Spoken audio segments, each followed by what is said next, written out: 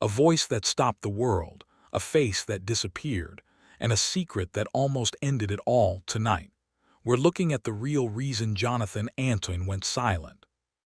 It was the audition that defined a generation of talent shows, a moment where a disheveled teenager walked onto a stage and fundamentally shifted the trajectory of classical crossover music. But as our investigation into the archives of 2012 reveals, the viral sensation we all watched was actually a young man standing on the precipice of a total psychological fracture. While the global audience saw a triumphant underdog story, those behind the scenes were witnessing something far more concerning. Reports from that period suggest that the pressure was so immense, Jonathan was experiencing a level of terror that surpassed simple stage fright. He was a boy caught in the middle of a global whirlwind while his internal world was essentially collapsing. The contrast between the roaring standing ovations and the silent, vibrating fear in the wings is the first clue into why one of the most promising voices in the world eventually had to walk away from it all. It wasn't just about the music. It was about a human being pushed to the absolute limit of his endurance before he had even reached adulthood. Wait until you hear what the industry tried to force him to do next. As Jonathan's fame skyrocketed, so did the internal accusations he leveled against himself, fueled by a diagnosis that would change his life forever. We've learned that the singer was battling a severe case of generalized anxiety disorder, a condition that made every camera lens feel like a weapon. During the height of his early success, sources close to the production noted that he suffered a massive nervous collapse, an event that was largely kept out of the headlines to protect the brand. This wasn't just a bad day at the office. It was a total shutdown of his ability to function in the public eye. To keep the machine moving, the industry expected him to simply power through. But the mental toll was becoming unsustainable. He was living a double life, a classical icon on the outside, and a young man struggling with dark thoughts and a total loss of identity on the inside. This period of his life was marked by a desperate need for a reset that the industry simply wouldn't allow, leading to a tension that was bound to explode. But the pressure didn't just come from his own mind. It came from the boardroom.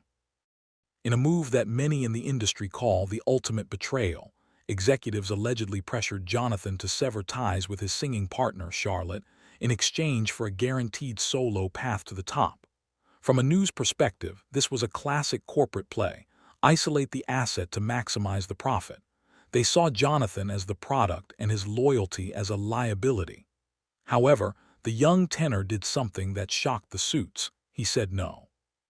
He chose a path of integrity over the fast track to millions, a decision that effectively labeled him as difficult in the eyes of major label bosses. This defiance was the beginning of his transition from a mainstream puppet to an independent artist, but it came at a massive cost. His refusal to play the industry game led to a cooling of his career, as the promotional machines that once fueled his rise began to pivot elsewhere.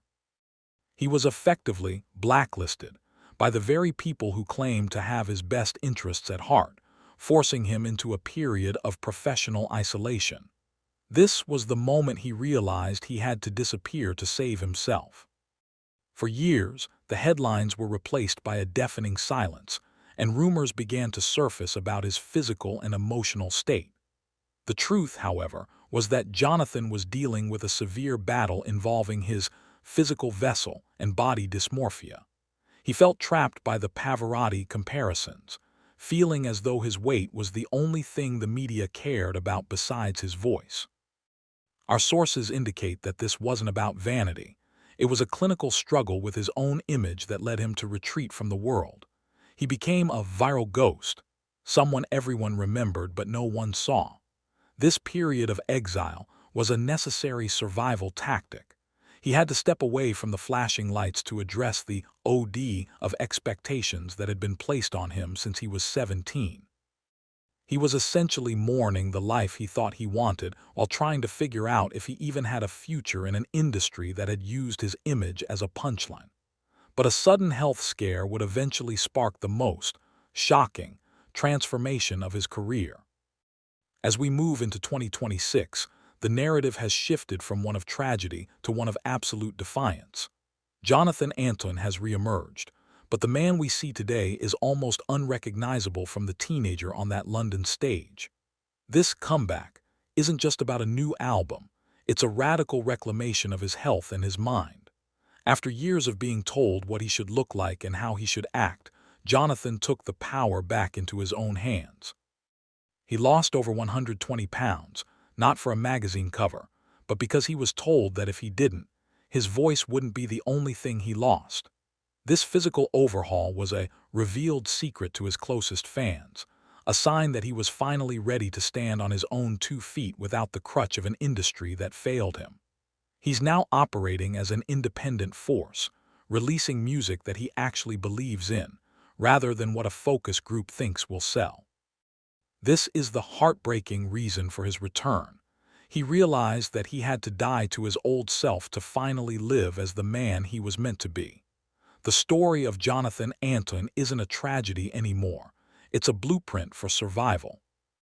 Looking back at the timeline of Jonathan's career, it's clear that the heartbreak wasn't just his own. It was a reflection of how we treat young talent. We demand perfection, we demand access, and when the human being behind the talent starts to break, we often look for the next shiny thing. Jonathan's journey from a nervous wreck to a self-assured independent powerhouse is a rare success story in an industry littered with oft careers and broken lives. He didn't just survive the spotlight. He learned how to dim it until he was ready to shine on his own terms. As he moves forward into this new chapter, his story serves as a thought-provoking reminder. True success isn't measured by the height of the standing ovation, but by the strength it takes to walk back onto the stage after the world thinks you've given up. Is the price of fame ever worth the person you have to lose to find it? That's a question only Jonathan can answer, but his new voice seems to suggest he's finally found the right words.